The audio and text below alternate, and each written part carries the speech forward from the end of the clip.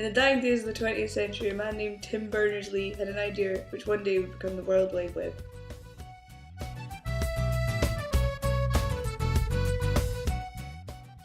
The millennium came, and despite the panic, the millennium bug did not. Just 10 or so years later, the internet had revolutionised planet Earth.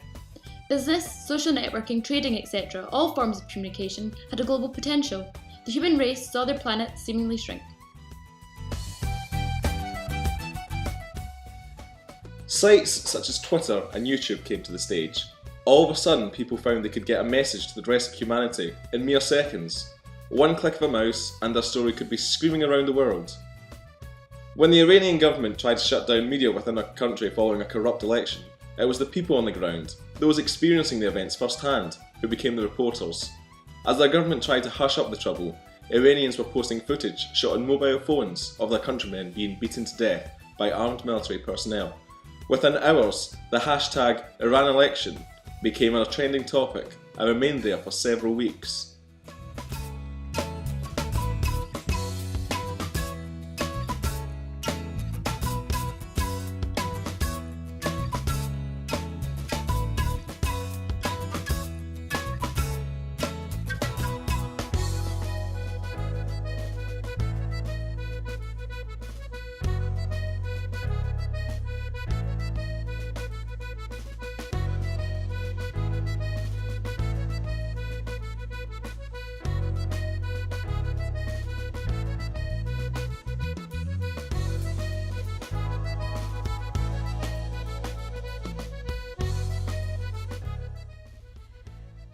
It's 30 years later, and we've seen a lot of changes.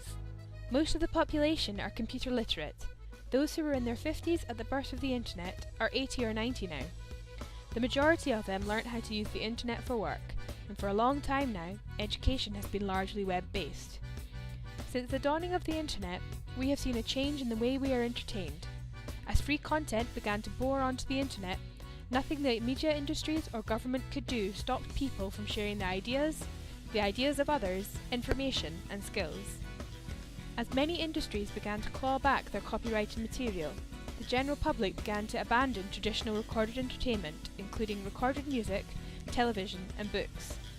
Increasingly, people turned to each other for entertainment, posting free amateur film, music and written word. Collaboration was the norm, and authorship became increasingly irrelevant.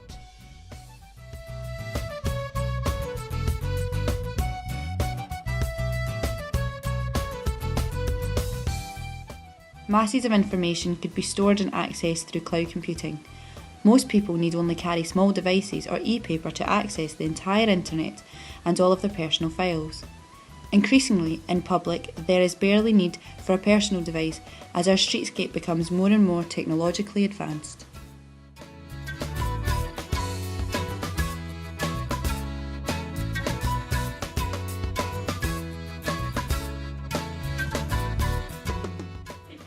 The narrative acts as a platform and a meeting place for all the stories being told throughout the world.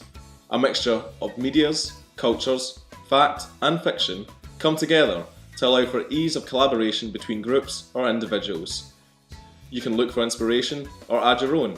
You can start a story or fill in the next part of someone else's.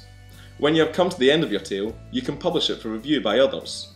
There's also the chance to discuss ideas with your collaborators or link them to the ideas and works of others.